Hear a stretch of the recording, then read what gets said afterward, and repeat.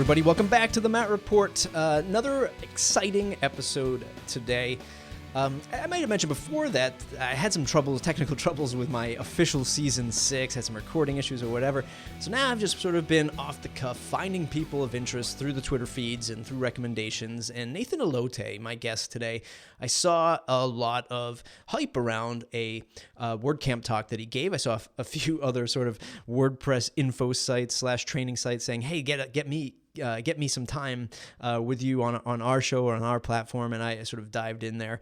So super excited to have Nathan on the show today. He is somebody who's running his digital practice, as I'll put it. It's not an agency, it's a consultancy, but it's not your typical freelancer. He's sort of segmenting himself out of that sort of discussion of, oh, you're just a WordPress geek or you're just a programmer, that kind of thing.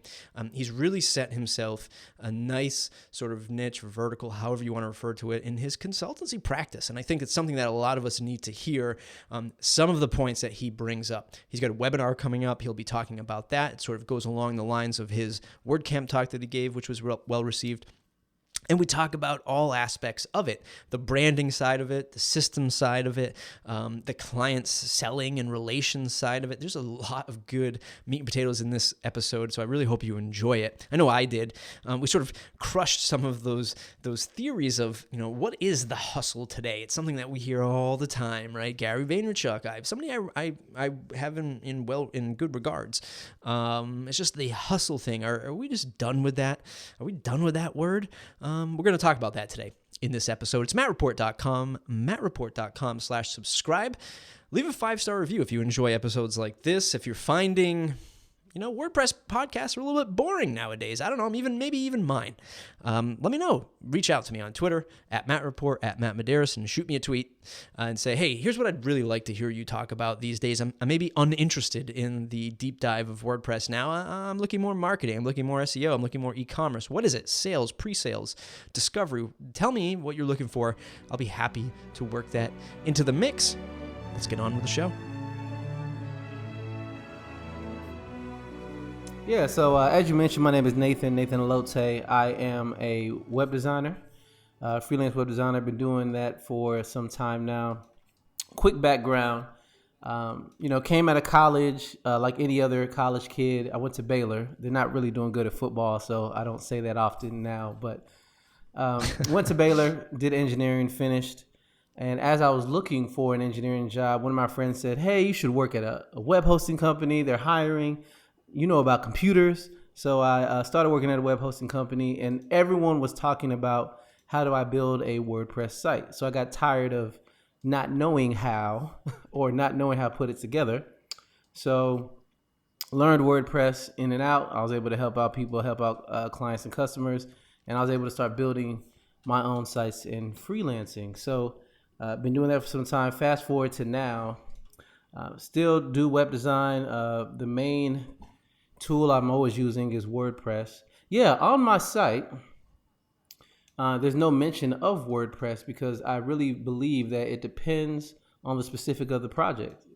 WordPress can pretty much be made to do almost anything, but if there's something more appropriate, then I'll use that as well. But like I said, it's the majority of what I use, but there's no mention of it because it just depends. When I talk to a client, we figure that out later. Sure. And I guess, sort of we've been, and when I say we, I mean sort of maybe the collective audience here of the Matt Report certainly doesn't resemble all of the WordPress community by any stretch of the imagination. But we collectively, we've been saying for a while now, we have to stop leading with WordPress, right? We have to stop sort of putting that at the focus. And I guess it depends on who you are, what you do. I guess if you're only building WordPress plugins, that kind of thing, then yeah, WordPress makes sense to lead with that. But if you're a marketer or a business builder, and I'm actually interested to get your definition of what you are in a moment here, but we've been saying this for a while, like there's no need to lead with WordPress anymore. It's too techy. It often gets way too techy and over the heads of our customers. We just need to really build their businesses for them, or at least supplement the building of the business, maybe through technology, through marketing, through social, that kind of thing. And we're just tying the bits and pieces together behind the scenes. Customer doesn't really care as long as it works, and we're getting them the outcome that they want. And it just so happens we're using WordPress to do that right now. But I'm curious, what is your definition? How do you define yourself? Is it just sort of internet marketer, consultant? Those are things I've been sort of toying with over the last, few years, I'd say. But how do you define yourself?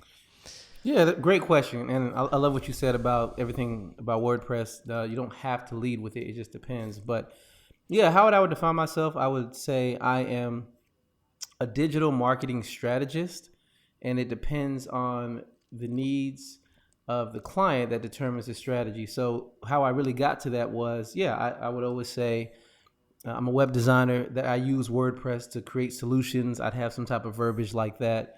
But what I found was I was building a website, mainly WordPress, and then I'd hand it off to a client and say, okay, I'm done. Time to move on to the next project. But then I realized that's not really helping them. They wanted a website, but that's not what they really wanted. They wanted traffic to get to that website to do something. So they wanted to take it a step further. And that's strategy, right? And so WordPress or any other type of website framework, that might be a part of the strategy, but it's not really the main thing or main solution that I found to be best when working with clients. So WordPress is a part of it. I'll give an example. Podcasting is blowing up. I said everyone and their mom had a podcast in 2016. It's even grown now. But if you want to run a podcast, you can have your own site based on WordPress, or many of the podcasting services offer their own website services too. So it doesn't have to be, right? So it really just depends on the needs of the client and what they have. But yeah, I would call myself a digital marketing strategist. And when we map out the strategy, that determines what we're going to do. You've said so much that I want to unpack, so much stuff I want to dive into.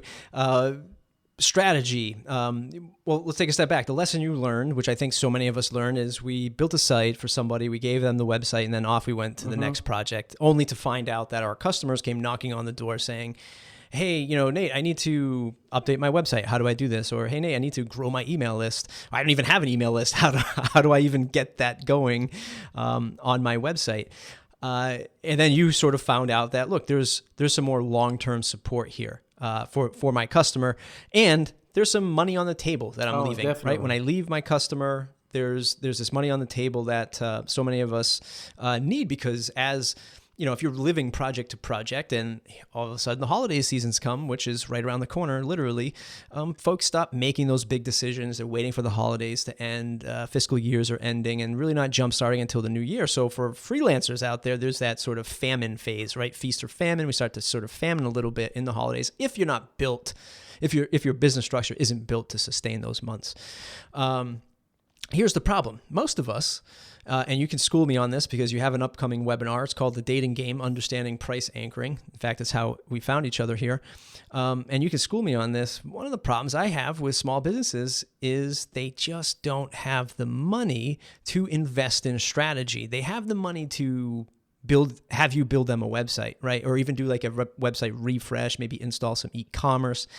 But they don't have the money for that long-term support and strategy because they just don't have it, or they just can't see the value in it through the weeds. So how do you position that for folks who are listening on how to sell this stuff long-term? How do you position that to make this effective in your business? Yeah, I would say it all comes down to the initial questions that you first ask. You can see that there's different parts of opportunity that may be there. A couple of questions that I tend to ask is, and it's subjective, so there shouldn't be one specific answer, but I like to ask people, if everything were to go exactly perfect with the project that you contacted me for, what would you want to happen? So use your imagination, say whatever you want to say. If everything goes the way you want, and a lot of times clients will describe things with the site, but then they start saying other items such as, I may want to be ranked high on Google, or yes, I want to be the number one person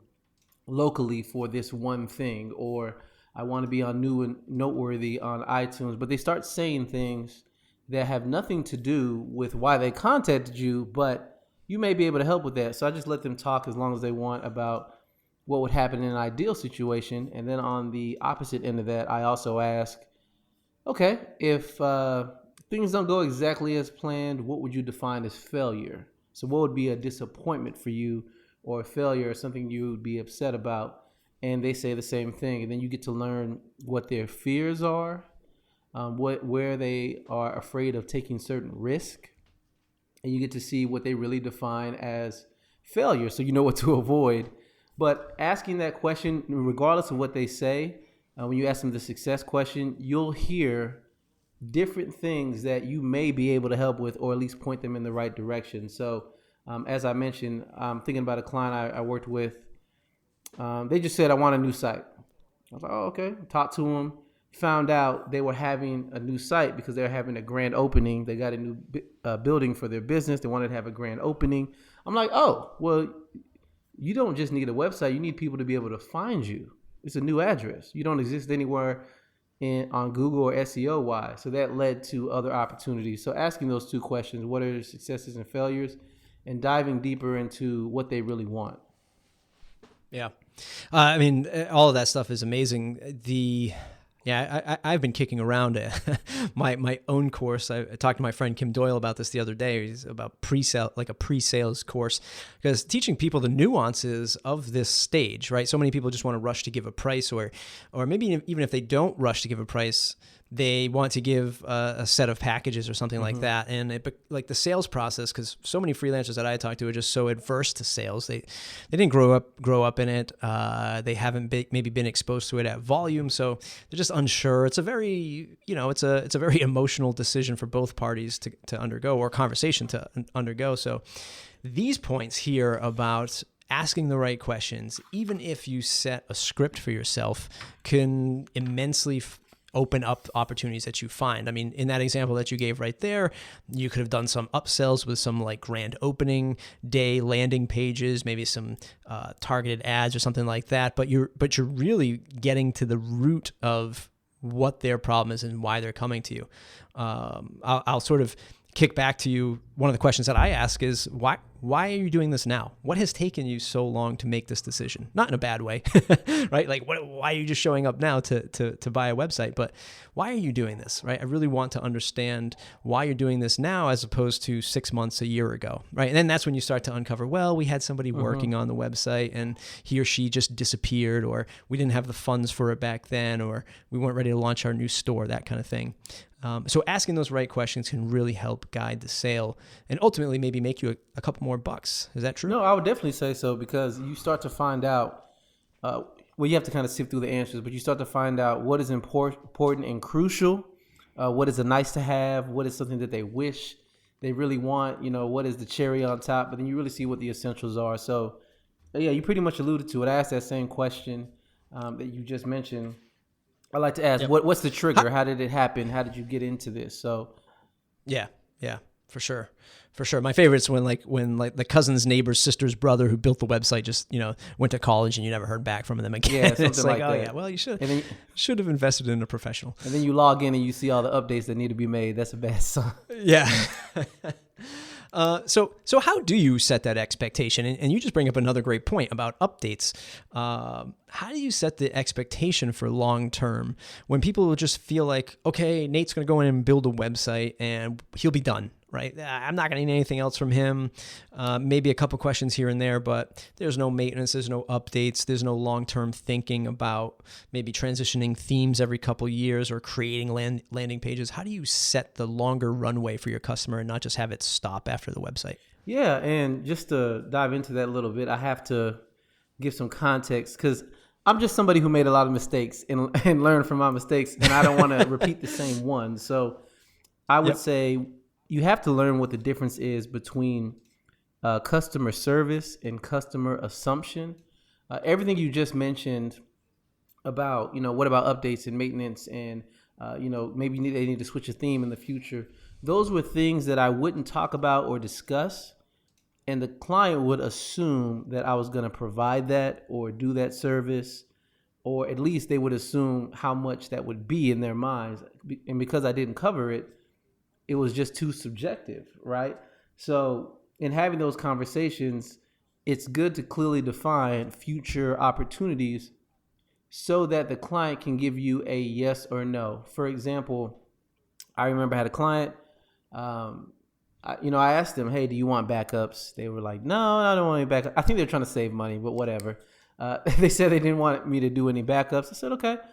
They moved forward with their hosting. They switched web host on their own and deleted their old server before transferring the files. There you go. Yeah, it happens every day, right? No, but so then they run back to me and say, "Oh, Nathan, please, do you have any files?" I'm like, "What happened?" So they told me, and I'm like, "Oh, well, yeah. Did you get backups?" And I'm pausing here because now I don't look like a jerk. If I had backups, but then I wanted to maybe charge them, $300, $500, whatever I wanted to charge for the backups. And if I wanted to charge it, I'm like a jerk who is, trying to nickel and dime them, maybe. But if they know they made the decision to not get backups, it's not my fault. It's the client's responsibility at that point. But in that example, I disobeyed them and made backups anyway, and I was able to help them in that instance. But yeah, I'm just bringing that up just to say, when you talk about future opportunities, that's why you have to talk about it, because it may come up, and if it does, you either look like a superstar or you look like someone who is having to pay every time they call you. Right. Yeah, I mean, some of this stuff, and you mentioned the sort of nickel and diming concept. I think that if we're doing our jobs efficiently, effectively, with a high level of communication, you're showing all your cards, right? You're saying, here's all the options. You can buy the top of the top. If you don't, that's okay. You can buy sort of either middle of the road or the rock bottom price if that's what's going to get you your desired outcome. But these other options exist, and I think as long as we're communicating that like you did, then hey, it's fine, right, to have these choices, because ultimately what happens is what's even worse is when they come back to you and they say, why didn't you offer me this, right? And they know you had the knowledge, or you knew the just in case, you just didn't act on it. Right. Maybe again, a lot of people are just very shy on, they might have pushed their, this might be the first, as an example, this might be their first $5,000, $10,000 website that they ever sold. So they feel like, man, I have pushed the bar so far that I don't think I can ask for another nickel from this customer. Yeah. And I'm guilty of this, just like you said, learning from failures over the years. It's something that, and I'm sure we're probably going to chat about Gary Vaynerchuk, because I got a note here about one of your blog posts, Hustle versus Hope. But, sort of growing up listening to Gary talk about how he sold his first media sites or packages, whatever they were. They started at 10,000. Then he went to somebody else and he said they're 20,000. Then he went to another person, he said 30,000. And he's like, I can't believe people are just saying yes to me.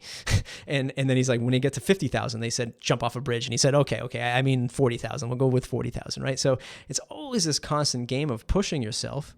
So I understand when people push themselves to this limit, they go, oh man, I can't ask for any more. But it's so much better to have all of your cards out there to say, here are all of the options. Because it's only more frustrating for the user to come back to you and say, why didn't you offer me this, Google Analytics integration? Why didn't you offer me these backups? Yeah. You did. You just didn't want to pay for it. Or they don't pose it like that. What used to happen to me often would be, I set up a website, Google Analytics is separate, right? And it's free. They could do it, but they never would. And they would say, how many people have been to the site? It sounds bad to say, I don't know. Or it sounds bad to say, well, don't have that number exactly, but if you did do Google Analytics, you would. And then it's like, what? Why didn't you just do it then? But yeah, that goes back to what you just mentioned, offering that so they're aware. How do you keep all of this stuff organized for your business? Are you using like a CRM or some kind of sort of database tool that's saying, okay, here are all my notes from this pre-sales call. This is maybe what I tried to sell them. They said, no, we went with this other plan instead. Maybe going back for like upsell and telling customers, hey, don't forget, we can do once a quarter, Google Analytics reviews. Like, how do you keep all this stuff organized and systematized in your business? Yeah, so there's a couple of things. One, I try to remember everything. It sounds like I'm joking, but seriously, I try to. But that's terrible. The reason why is, your mind can only remember so much. And your mind is like a computer. If it fills up with different information, it's going to run slower, right? little matrix talk. But anyway, Yeah, for me too, especially. yeah. So you can't remember everything. So let your mind relax by writing things down and documenting. But what I do with that is I use Asana. Asana pretty much is a task management app. You write different notes. You can write different projects. You can make to-do lists. So I use Asana with Dropbox, and on Dropbox, I make a folder for my clients, and I make subfolders, but I put any piece of documentation in there. Like this was the introductory meeting. These are notes from the first call. Another thing that I do, similar to how we're talking now, whether we're meeting in person or on the phone via Skype or whatever, I record it. I ask them, of course, but I record it. If I'm in person, I have a voice recorder. I have a Zoom H4n. I bring it. I say, do you mind if I record? I'll just set this on the table. No one has said no. Put it on the table and talk. So I just make sure to document everything. Even if I'm writing in Google Docs, I'll download it, put it in that Dropbox folder, because I forget things, but also it's good to record to say, I know exactly what you said because, I recorded it. Not to kind of say I got you, but oftentimes people remember things differently. But if I'm recording everything, no matter what you say, it's like, no, you said this. It's on audio, right? And all the things that I'm talking about, I do give client access to. I say, I give them a link and say at any given time, mostly on the emails I send to them, it's towards the bottom. Any given time, click on this link to see all the notes of where we're at and what we've discussed in the past. And, there's some transparency there. Yeah. No, I agree. That is a huge, well, number one, it was a huge lesson I learned before I had started my agency. But definitely leaving a paper trail is good for both sides of the discussion, right? It's good for you because you get to have all that stuff documented and you can see what they said. But also there's, if there's a change in, employees at that company or something like that, that's a benefit to your customer, because then they could say, if there's a new person that comes in, there's a new, director of marketing or whatever, and he or she takes over the role, you have all of these sort of recorded conversations, or at least a documented list of emails that they can sift through to see what their prior, employee had requested or the direction that they were heading into. So it's a value on both sides, and it keeps everybody grounded. Yeah, you're just trying to protect both sides, you and the person too. Yeah, absolutely. So I mentioned Gary Vee before. Do you follow him at all? I do. He has some new shoes coming out. Who would have thought? Yeah. Listen, I there's not enough time for me to riff on him. I do have a love-hate relationship with him. More love than I do hate. More hate on the Jets side because I'm a Patriots fan, but more love. But I'm just going to ask you, is the word hustle, is that just done with? Are we sick of that word now?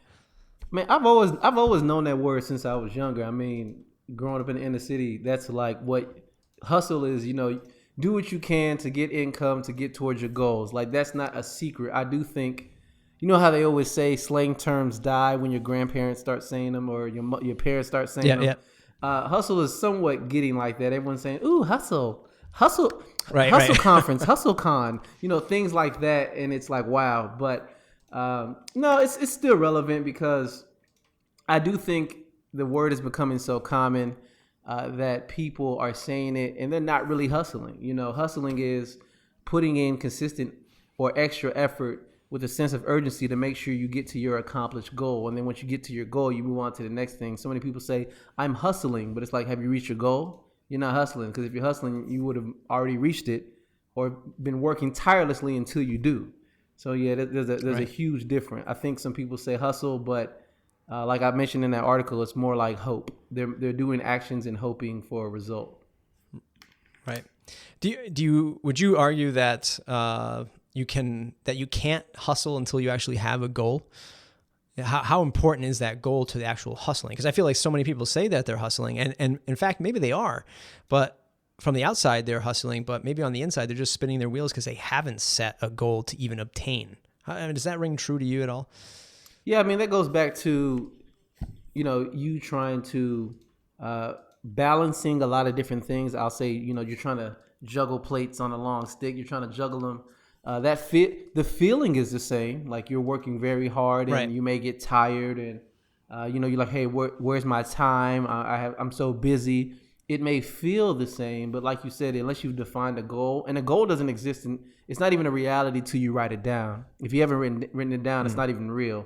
So you have to write it down. Until you've written the goal and shared it with other people, then, I think you're just working aimlessly. So you need to focus all of your effort towards something, and that's where hustle comes in. I know because, like, for example, when I first started freelancing, I was just working and seeing how much I could make. But then it's easier to take off because I don't have a goal of what I'm making. I'm like, I don't really, whatever. But when you finally say and quantify it, when you finally say, I want to make this much in this amount of time, now finally you have parameters for your efforts. And like, I cannot relax today because I need to get to this point. What is one takeaway from your upcoming webinar that sort of sets somebody down this path of perceived success, or at least they start to realize success, I guess is a better term. Like, is there an aha moment in this webinar that came to you that said, you know what, I really need to drill down on this content because it's making my business so much better? And I guess let me just frame that a little bit more. Is you said when you started, I just tried to make as much money as I could, which totally makes sense, right? I think a lot of people start with that same concept in their head. They say, okay, I'm leaving my job. Let's say I'm making 50 grand now. How can I make 60 grand or 50 grand by my, solo? So they start with the minimum that they have to make, right? And they don't really set on which clients do I want to work with? What am I really good at? How do I turn that into a product? If I need to make 50 grand, do I actually need to talk to $200,000 worth of business just to land that 50 grand? I think a lot of people start with just that income level. But is there anything in this upcoming webinar that would sort of set the person to a milestone that they can try to achieve by attending this webinar? No, I would definitely say so. The one takeaway that I would say that people need to really think about, and in the webinar, as we mentioned earlier, I'm doing a webinar called The Dating Game, Understanding Price Anchoring. And I talk about a little bit of background of how I got to that point, as well as here are some practical things you can apply to your business today. And I give quite a few ideas of what you can implement. But the one thing that I would say is, you mentioned income goals and things of that nature. A lot of what I'm going to talk about, other people have been doing, other people under other industries, other products, have been doing to us for years. So a lot of what I'm going to cover in terms of price anchoring and different options and knowing how to get to certain goals and how to price this is not new. Because sometimes it feels like, do I really need to do that to my clients? Do I really need to offer them a package for $1,000 and then the next level is $5,000? Am I really just inflating my prices? It's like, well, I'm like, hey, guys and gals, like, this has been done to us to death. Like, I'll just take the iPhone. Apple releases I like calling it the X. I know iPhone X. So they released the iPhone X 10, yeah, whatever. They released the iPhone X, and everyone's like, oh wow, okay, how much? Only 1,000. They're like, it's only 1,000. I'm like, guys, only 1,000? That's a computer now. You do know that, right? Like, do you feel that? Right. And you're like, yeah, that's 1,000. It's a little steep, but no, it's a little steep. I'll just get the 8. It's only about 800. Only 800. Right, only 800. What are you talking about? Like, so I'm bringing that up just to say other industries have been doing that type of logic to us forever. So more people my are favorite okay. my favorite is the gas prices at the pump. pump. Oh yeah, I love when people say my dad.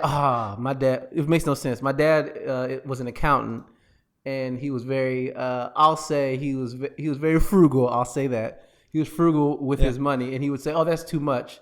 I'm like, Dad, because I was good at math. I'm like, Dad, you're sitting here driving 10 miles looking for cheaper gas. When you do the math, you wasted more gas than just buy the gas. But again, that's a little bit of what we're going to get into. People tend to make illogical decisions when they perceive something is better when it's really not. And in the example of Apple, not that I work for Samsung, I do have an Android, but in the example I gave with Apple, they gave you one price, so you think it makes sense to pay only $800, right? And that type of logic, that type of psychology is used on everyone. We're used to it. And so as a business owner, you should use that as well because people are already used to it. So you should use different options. So that's the big takeaway, I would say. The fact that this is very common. It's used on us all the time. You can only benefit from using it. Right. It's interesting because I've been sort of everybody knows now that I have this full-time gig now at Pagely where I sell web hosting. But one of the things that and I've known this even prior to taking this job here is that sometimes the high end just delivers so much more value, right? That the customer just says, just like that iPhone, you want the best. You want to walk into Apple and buy the best. It's going to be the iPhone X, right? Or you're going to go and buy the 5K iMac, even though you probably can't even see the difference. Yeah, probably not. You're gonna spend $4,000 on it. People want the high end because they're, hopefully in our client services, hopefully that high end means that there's a big discrepancy in value. You're going to get so much more.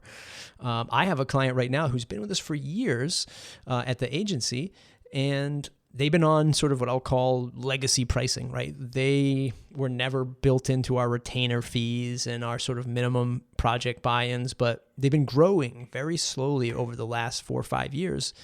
Now they're hitting a capacity where they need to be like where our bigger customers are, but they're just not aware of the pricing that these other people are paying, but they're still getting that kind of level of service.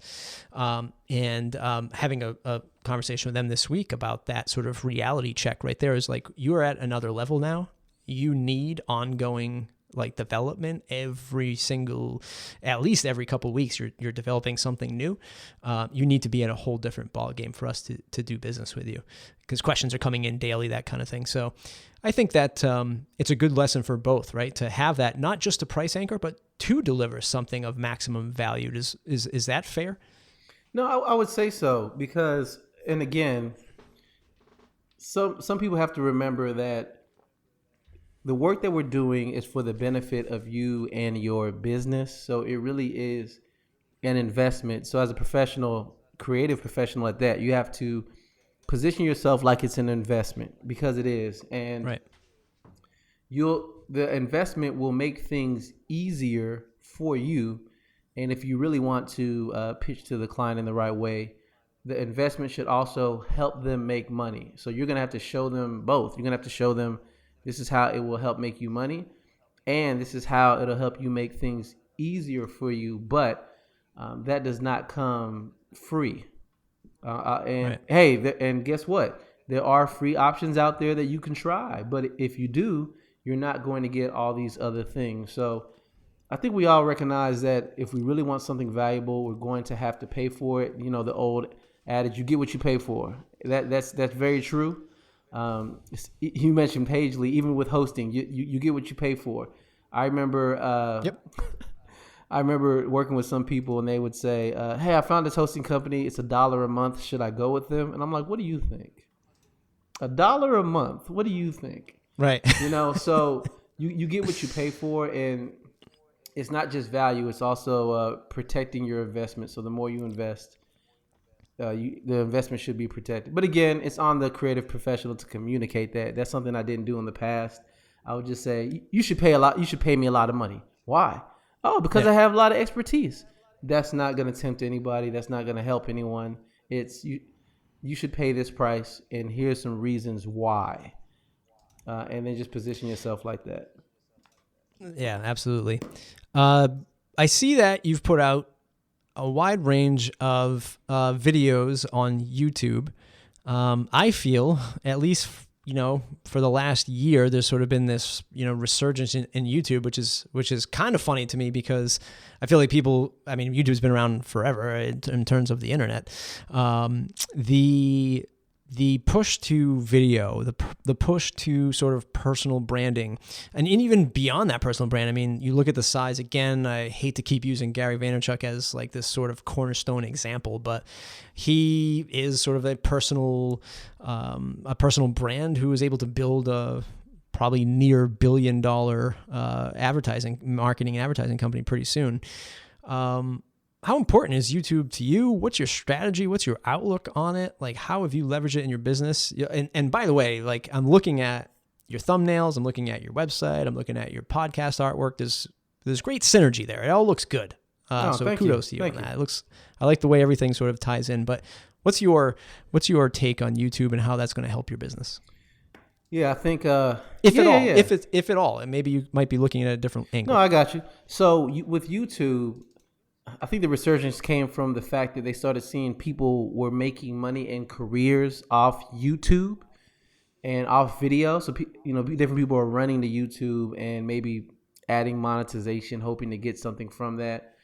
My advice to anyone is YouTube is free video hosting, and it's gotten a lot better throughout the years. But it's the first and most popular search engine is, of course, Google. The second is YouTube. Then you can start talking about the other ones. So, and also most people don't put in effort to make a video. I remember blogging was rare. Now everyone writes. So then video came up, but not everyone does a video because it takes more effort. So again, if you put out videos that are quality, it shows that you actually care about your brand and you're trying to engage someone who might be a visual learner.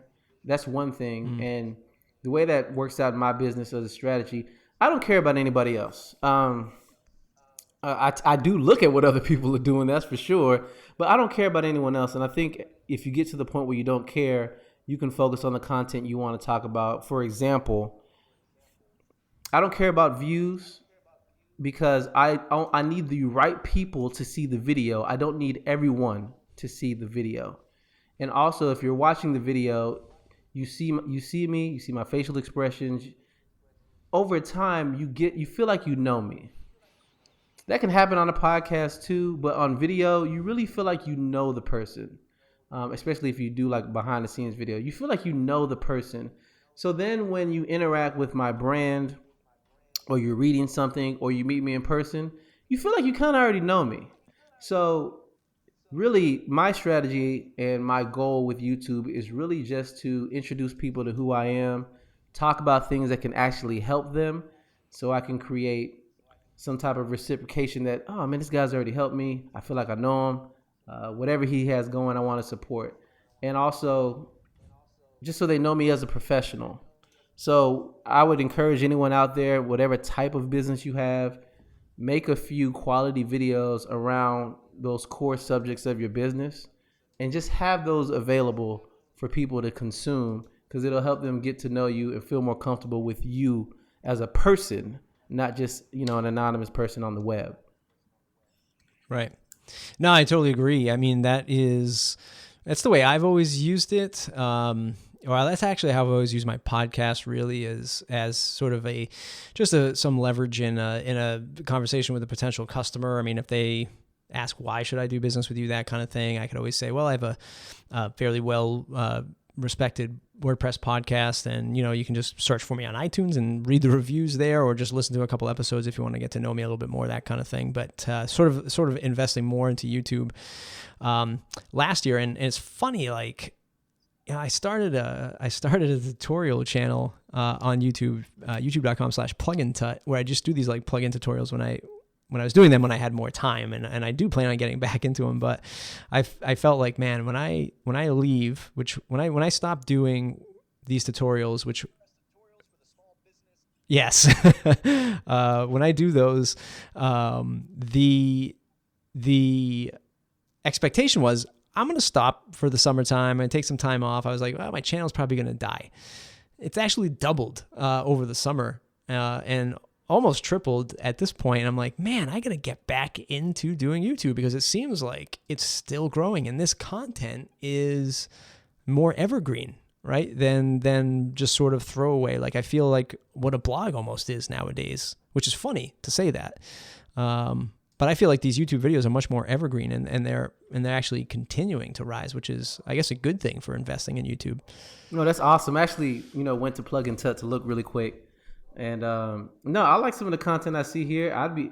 I would be interested in learning and reading anything that you have. How you have things about podcasting and other things as well. So, yeah. That's the thing. If you're just teaching, and that's the thing, teach what you know right now. Because I think people forget it takes a while to get momentum, regardless of if it is a podcast, if it is a YouTube channel, if it is a blog, whatever. It takes a while, so you don't have to wait. Start talking about what you want or what you can talk about today. And as you learn, talk about it, teach other people. There's a video I made on YouTube. It says how to live stream with a Canon 70D. And I'm, honestly, I'm literally on there trying to figure out how to do it and commentating what I'm doing.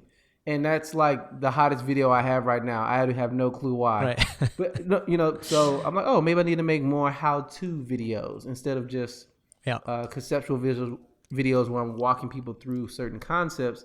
Maybe I need to do more how-to and screen shares, right? But that's the other thing. Just make videos so you know what resonates. If you're not making things or putting things out there in public, you don't know what works and what doesn't. So the only way is to try it. But yeah, from what I see of what you've done with Plug and Tut, it looks good. And that's how people can find you. And then when they go deeper, they'll say, oh, he has a podcast? Listen to the podcast. Oh, yeah. Or vice versa. They're on your podcast. Oh, he has a YouTube channel too? Right? So it just helps you overall and helps you learn what resonates with other people. And not everybody can do it. I know we're sort of running over time here, but just one other question and sort of get your take on it. So not everybody can do it. And like you said, boy, maybe about a year ago, you said everybody and their mother's going to have a podcast and everybody's going to have a blog, that kind of thing. And I feel like everybody's going to try to have YouTube, but there's a lot of work involved in it, number one, but there's still, you have to have the personality, I'd imagine, to really attract an audience and to have a reason for people to tune in. I talk to local customers all the time. I'm not doing any more like local consulting anymore, much really, but there's a few people that I'm friendly with that I don't mind helping in my co-working space, and they say, how do I get more traffic? And it's they're looking for like this secret answer, like for me to be like, oh yeah, all you have to do is click this, this, and this, and boom, you'll get more traffic. I only know the organic way, which is audience building, podcast, video, email, blogging, that kind of thing. Yeah. I don't really specialize in like promotional ads or Google AdWords or anything like that.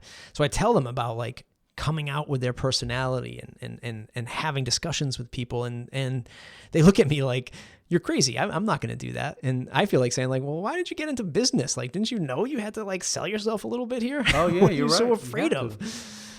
What's your take on that? Like, have you ever coached anybody into getting a podcast up and running, and maybe they were adverse at first, but now they're like super happy they did it? Yeah, I think many people don't see how it connects. And I also have a video called Marketing and Trust. I talk a little bit about this, and by the way, all the videos I make, they are a part of a podcast too. So I also podcast. I do too much, but anyway. Welcome to the club, man. Yeah, but the whole point of that is you're working to build up trust. And even if you're anxious about it, or you're like, no, that's not really my personality, it's not really about your personality. Are you willing to do whatever you can to make someone feel comfortable to finally work with you or interact with your brand or purchase a product that you have? And many people just don't see the connection. They're like, what's the point? Then they start seeing, like, it's one of those things you will not see until you do it. So if you start podcasting, then finally someone will say, yeah, I learned about you through your podcast. Oh, they finally became a client. Right? Or somebody refers someone to you and you go down the rabbit hole again and you say, okay, how'd you find out about me? Oh, my friend told you. What's this friend? Oh, I think this friend listens to the podcast or something. Oh, so again, it's just another marketing avenue that is not too hard to start in comparison to some of the other marketing avenues that require you to throw money at it. But it's not too hard to start. And if you do start, again, you have total control to do whatever you want to do, talk about whatever you want to talk about. And if you're consistent, it will resonate with someone. Now, if it doesn't resonate, that's okay. You tried, you can stop. That's the whole point again, setting goals and times to reach a certain point. But if it doesn't work, okay, stop that, move on to the next thing that you have, but at least you tried wholeheartedly. So I tend to tell people, they're like, should I do YouTube? Should I do a blog? Should I do this? I'm like, honestly, you should try each one of those, and whichever one resonates, go all in on that one. Yeah, absolutely. Nathan, this has been an amazing interview. I appreciate you coming on, taking the time to do this. Where can folks find you on the web to say thanks? Where can they find the webinar that you're going to be doing, and when is that all going down? Yeah. So thanks. Again, this has been a great time as well. Nathan Allotey. So my name is Nathan, Nathan, and then last name is Allotey, ALLOTEY.com, NathanAllotey.com. That's where you can find me. On the homepage, you see different things. You also see a link to the webinar. If you want to go directly to the webinar, it is nathanallotey.com/webinar. And that's where we're going to talk about the dating game and price anchoring. That's actually a week from this recording on November 6th. But if you still go to that link, even after, I'll set something up so you can get the replay as well. So yeah, that's where you can find me. Great. Awesome. Everybody else, mattreport.com/subscribe. Join the mailing list. It is the number one way to stay connected to us. Leave a 5-star review on iTunes if you enjoy episodes like this, and that really helps us get found and eke out all of that WordPress competition out there on iTunes. See you in the next episode. Hey, everybody. Thanks for sticking around and listening to this episode and supporting the Matt Report. For over 5 years now, it's been a pleasure of mine. It was a pleasure to have this guest on today to talk about their business and how they run it. Speaking of business, if you have something you're launching, you have a new website, a new marketing page, a new product, anything that could use a second set of eyes, you can find me at userfeedbackvideos.com. That's userfeedbackvideos.com, where I will review your product, your landing page, your funnel, whatever workflow or starting point you want me to take a look at online. I'll do that. I'll record it. I'll send it to you in a private screencast with my feedback from over a decade of experience in this space, marketing, technology, WordPress, and otherwise. I hope to see you there. It's userfeedbackvideos.com. It's like having a co-founder for $59.